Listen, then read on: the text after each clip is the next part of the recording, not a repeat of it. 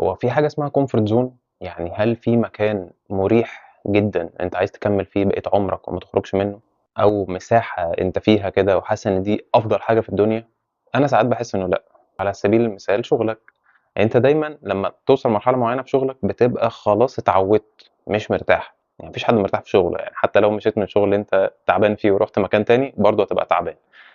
فما فيش حد مرتاح في الشغل، بس أنت بتبقى اتعودت، اللي هو خلاص أنت عارف الsystem هتروح تعمل إيه، 1، 2، 3 تقوم خارج شكرًا على كده. هي مش comfort zone، هو خوف من إن أنت تشوف حاجة مختلفة، أو خوف من إن أنت تشوف حاجة جديدة. فبدل ما أفضل حاطط في دماغي لأ أنا هاخرج من هنا أو أشوف حاجة جديدة أو أجرّب حاجة جديدة، لأ، أنا هافضل في مكاني وخلاص بقى وزي ما تيجي، تيجي وهو ده قدري ونصيبي وشكرًا على كده. فدي بتضيّع لك فرص كتيرة جدًا. يعني أنت مش شايف أصلًا، أنت كل اللي شايفه اللي تحت رجليك، أنت شايف اللي أنت فيه دلوقتي ومش شايف حاجة